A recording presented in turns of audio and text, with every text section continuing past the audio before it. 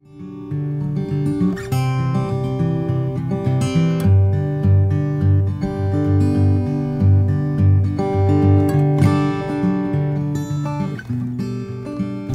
tell me, we've written this book, we've done this thing. How did this start? Where did this come from? It started in our sunroom. Three of us were discussing if we have something worth to share, and we think we do, how can we get somebody else's attention so that they'll even want to listen or read what we have to share? Because we think this good news of Jesus Christ is pretty exciting. So how do you win a hearing? So that's right, how do you win a hearing? So you contacted, why'd you contact me? While we were sitting there, and after these two words came up, we said, well, how can we flesh this out? What would go along with this word courageous on a book cover? You know what might work? Something that's as simple and yet so profound, because nobody thinks that anybody does this. But what would it mean to wash the feet of a homeless person? Yeah. That's outrageous. Yeah. And then we looked at a guy by the name of Jeremy and said, you live in an area where you might be able to do that. What do you think? Can you do that? The question wasn't just how do we take this picture, but how do we do it in a way that is true to the spirit of the book?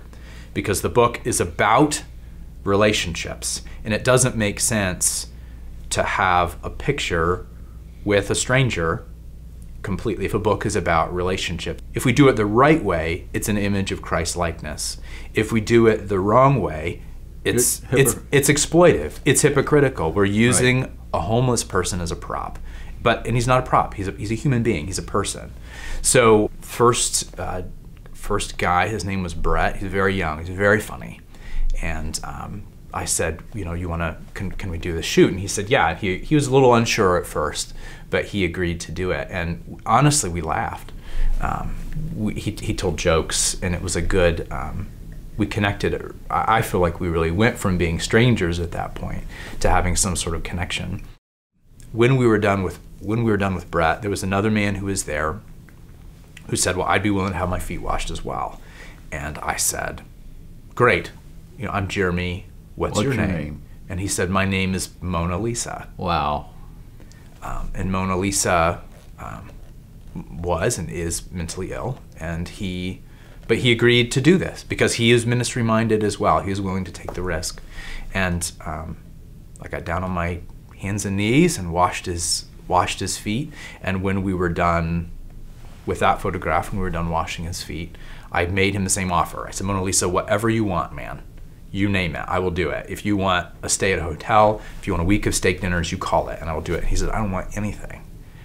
And I was amazed not only at their generosity, I was also amazed at how uncomfortable I felt, because I felt like I wanted to do something back. I wanted to be fair. I was worried about preserving their dignity, and they preserved it themselves just fine. It's hard for us who have to receive. Yes, it is. It is. And I know that they had made the risk, really, that whatever risk I had taken in doing this paled in comparison to the risk they took in saying yes. So we were amazed. We were packing up. As we're getting ready to pack up, the water's still in the basin. And Mona Lisa comes back to me and says, there is one thing I want. And I'm like, anything, brother, you name it. And he says, I want to wash your feet. Right here, right now. Can I wash your feet? And on the outside, I'm saying something very spiritual, and my head is doing this. Yes. Okay. On the inside, I'm thinking, there is homeless toe jam and sock fuzz in that water. I don't want anything to do with it. The thing you just did for me, I don't want to do for you, is what I was feeling. I wanted to be a coward. I wanted to be a hypocrite. I really did at that moment. But something saved me from my own cowardice at that moment. And I said... And from your own pride. Yes, and from my own pride, yes.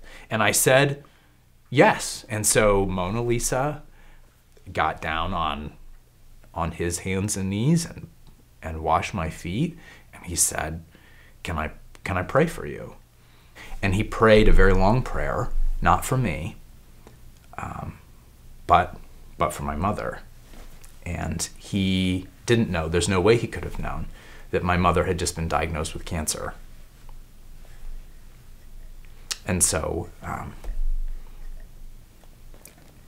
I don't have an explanation for that. I don't have an explanation for that. All I know for our part is that we embraced the risk, that we both chose to risk together. And it's a case where it was like we weren't friends before it happened, but there was a connection that happened in the sharing of the risk. Both the words and the deed were beyond anything I could have expected, far outside my comfort zone, and far more of a God moment than I ever would have expected. I wanted to do a photo shoot, and it became a worship service, is what I feel like. So, and it also became not just them taking a risk, but them asking me to take the same risk that they took. So it was even more than what you expected. Yes. It was beyond your imagination. Yes. When you first went into the... Yes.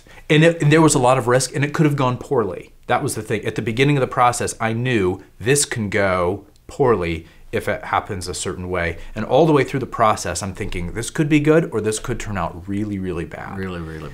But it did exceed my expectations. And I think that if I believe very often, if we take the ministry-minded risk, God will come through with a miracle.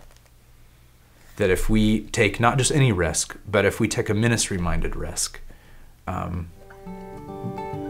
is ready to blow our minds.